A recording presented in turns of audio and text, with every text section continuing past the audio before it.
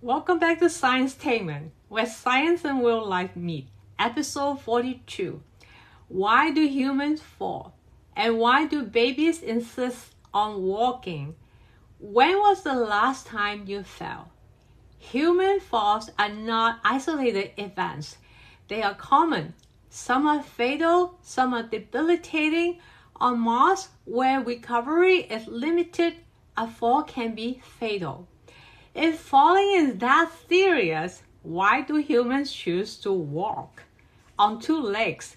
Why do babies pull themselves up and walk, even as they fall again and again?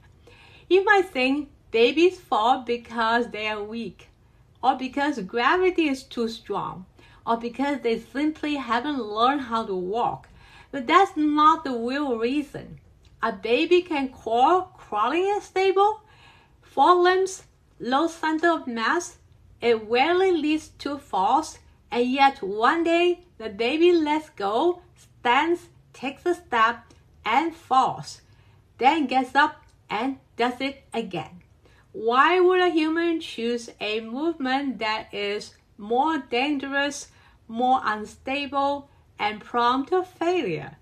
Because this is not about babies at all. Humans must walk. It is not optional.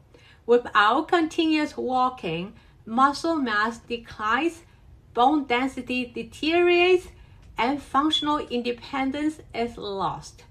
If humans are going to Mars, walking becomes a survival problem. You might think the problem is gravity. Lower gravity should make walking easier, right? But it doesn't. On the moon, astronauts didn't move gracefully. They stumbled. They fell. They looked out of control. And here is a hidden problem.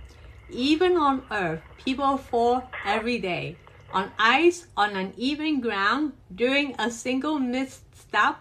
And when this system fails, it doesn't fail slowly. It fails in milliseconds.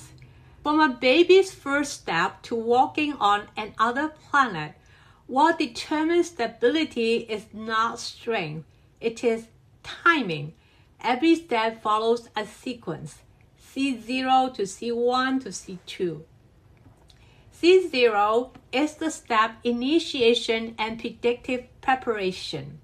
C1 is ipsilateral heel contact with terrain. C2 is contralateral foot landing. This sequence appears across all human walking, from toddlers learning to walk to adults, athletes, and even astronauts.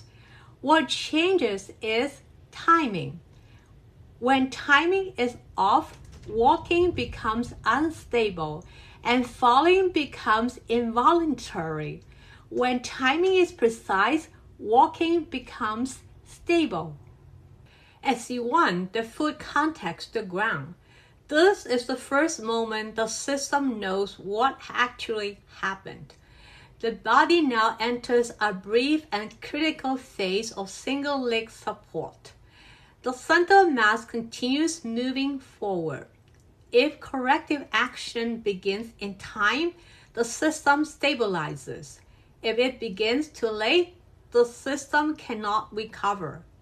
The first corrective response starts at the ankle, especially the soleus muscle. Then stabilization progresses upwards, ankle, leg, trunk. This is not random muscle activation. It is organized into muscle synergies. Muscle synergy is a pre-programmed time lock activation of multiple muscles that produces coordinated torque for stabilization. The nervous system does not control each muscle independently.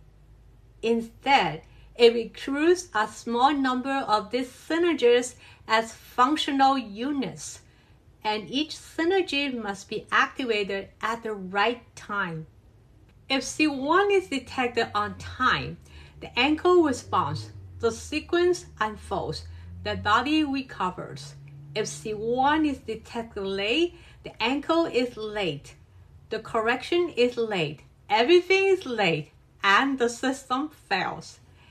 This defines the transition window, WT, equals T critical minus T delay, where T critical is the time before instability becomes irreversible.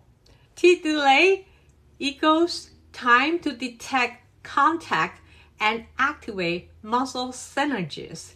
And T delay equals T detect plus T neural. Humans do not fall primarily because they are weak. They fall because the system was late, because C1 was detected too late. Thank you for watching. See you next time.